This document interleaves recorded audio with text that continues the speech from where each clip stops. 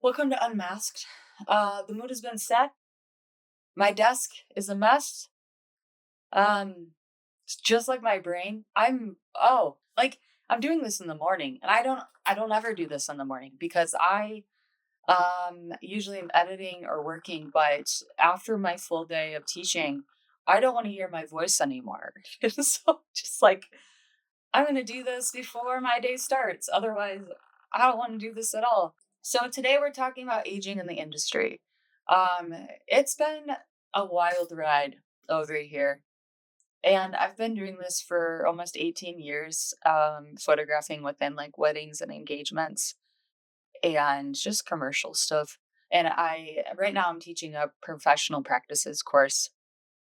And that's something that has been familiar for me.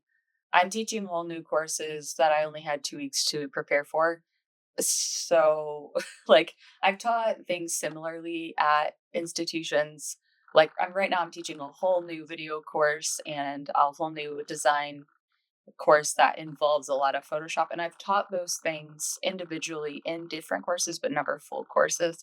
So my desk is a mess because I'm not a liar. And I was going to clean all of this up. And I was like, what's the point? I'm not going to lie. This is my brain. With that, and then like sending all installations. Anyway, I'm doing that thing, environmental topic. But I just have to expand on those elements for the duration of the course, which is easy to do because they're complex things. But yeah, I just had like a limited time. But my professional practices course is very easy to extend way beyond the time of the class period because there's just so much to discover. Especially like right now, shipping costs crazy. I'm sending out my stuff to Florence, and just within 3 months, that cost to Italy doubled. Insane. So right now we're learning a lesson in that I'm not going to be sending my stuff to Italy in the next couple of months. I don't know if that's due to tariffs. Importing and exporting taxes are like wow right now. So yeah. But within that, like we have been having good conversations about like, the new photographer coming in and then the old photographer's perspective. And I have a lot of things to say about trends and where I was versus where I am. So if you're a new photographer, listen up. Take the things that I say as you want. I mean, at the end of the day, this is your business and your growth. But this is just things that I've learned with a new perspective and things that I would have taken into account for. So the first thing that I will bring up in every video is how do you define success, and then who are you photographing for, and take that into heart. So what I mean by that is we have a tendency, photographers, artists, creatives, to follow other people doing those things. The trends that we see are simply like what's happening in our industries, and our clients don't see those trends. So, for example, I'm going to name drop some trends that I despise right now. Um uh, the like all blurry photos with no focus at all.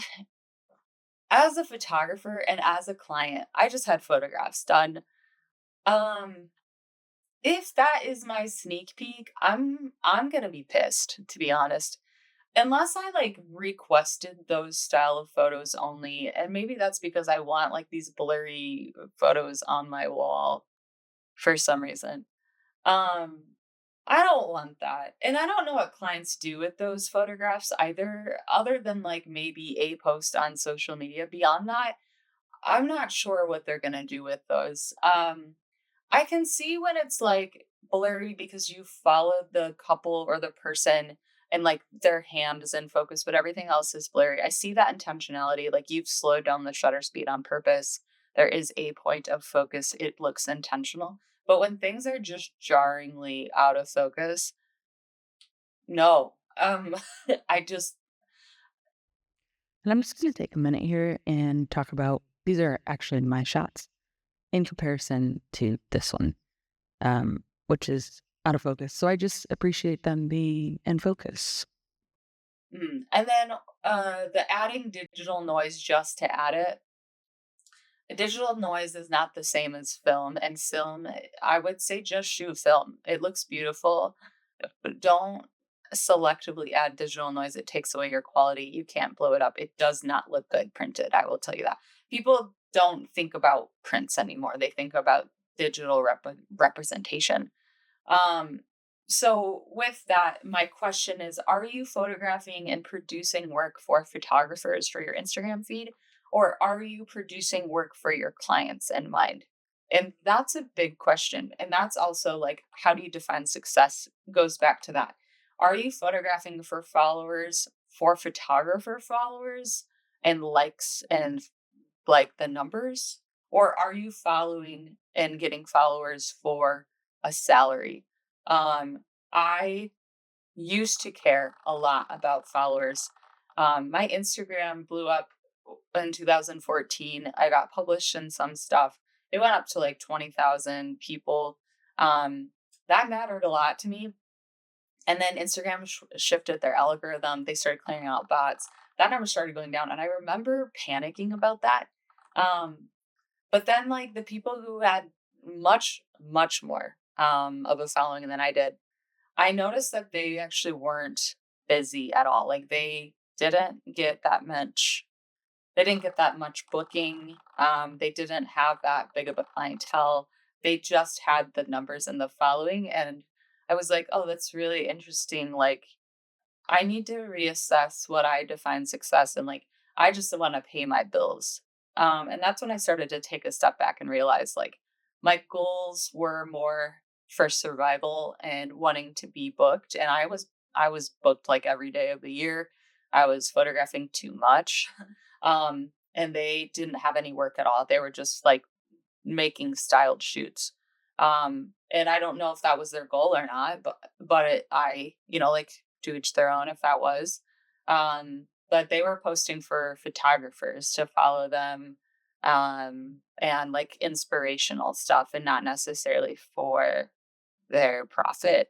With that, I also started to ask my clients and stalk my clients. Like I, in the beginning, was all about the trends. I was really focused on like beautiful couples on a mountain and destination weddings and um like this yellowy edit that was so 2010 and everyone was using picnic and it was just meh.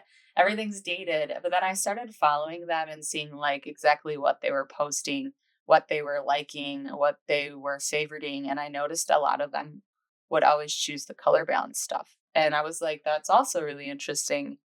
That means that the trendy stuff is not what they're looking for. They're looking for just timeless like images. um and that's when I started to dial back my obsession with photographer trends, because I was like, if they're not into it, what's the point? Why am I wasting my time on that? Um, Same thing with like Dutch angles. It's just like lazy. That's what I used to do as an amateur. I used to be like tilted, and you can't hang it on a wall. Everything's tilted. So again, it's like again this like digital obsession. My clients hate that stuff. They want to hang things straight. So I think the biggest thing is like we're scared to ask how we're doing because we don't want the feedback that it's less than perfect. But it's the same for me in the classroom. Like I've gotten to the point now, I've been teaching for a while, that I'm not scared to hear back that I'm not perfect, because how who are you working for? Like I work for my students. So just yesterday I was like, I'm teaching a new video course. I was like, how am I doing? Like what are you getting back? Is this valuable? Do you feel like you're like, am I talking in a circle? And they're like, "No, you're doing really good. Like, this is all such valuable information. You just talk way too fast." And I was like, "Oh my gosh, if that's the worst feedback I can get, that's phenomenal. I can change that. I can slow my pace." Um, and we're always scared to hear that feedback. In photography as well, I've listened, I've watched, I've heard how I'm doing. I'll look at my reviews. I'll look at things people post about me. I'll read my like direct reviews, but also like what people are posting on their like Facebook profile or if they work with me again. That's the loudest thing. Um, but then as I'm like working with them maybe a second time, I'll hear the reviews of other photographers and how they compare them to me. And I'll be like, all right, so why did you come back to me? Like, I'm not scared to ask those questions. And then I'll ask what I'm lacking in because I want to know. And I'm not scared to make those changes. I know I'm a little weird. I know that I dissociate. I have some things going on. But I'm fully accepted of that. But the thing that I started to notice was the more that I started to dial back on my fixation of trends, the more that I started to focus on relationships and really began to observe. So you pull back on trends, you become a better observer, you become more in the moment, you become more, I want to say, proactive in your viewing. The more I started to receive these heartfelt emails or more acceptances in my fine art work for gallery submissions, my fine artwork itself began to become more like heartfelt because you start to think less about the followers and likes and what's trendy and what's gonna get you somewhere, and you start feeling and focusing more on feeling. Um, my emails coming in now are more like, hey, this person passed away. You caught this moment between this person and my father, or you caught this moment between me and my so and so, or you caught the last moment between here. And it means so much to me versus you caught this faux moment that you made up on this mountain. You know, those moments are beautiful to look at, but they're not real if we just stage them. So those moments are fun to make for sure.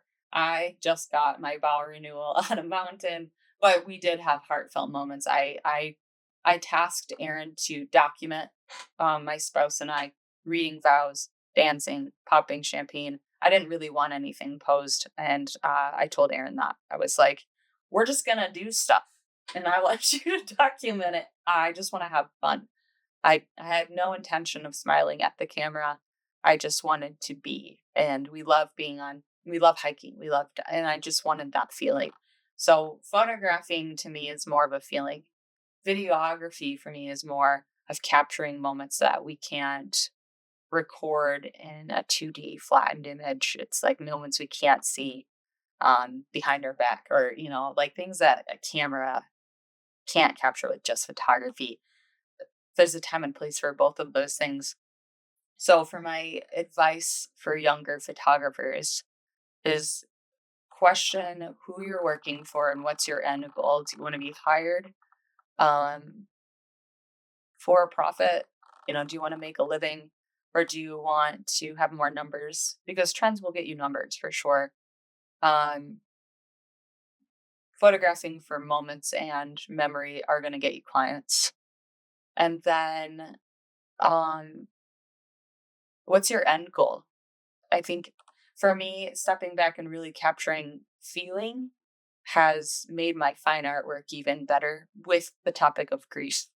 And I've been able to read people so much better and really anticipate emotions coming out of people. It's also just made me more empathetic because I've just learned so much from observing people. But I can do both. I can stage and I can observe. And that's really important too for everyone. But now my perspectives have changed. I'm looking at weddings and events and family sessions as like this could be the last family photograph. This could be, the last stage of this era for this family. Not in a deep, depressing way either. Maybe, like a toddler going into more of a kid.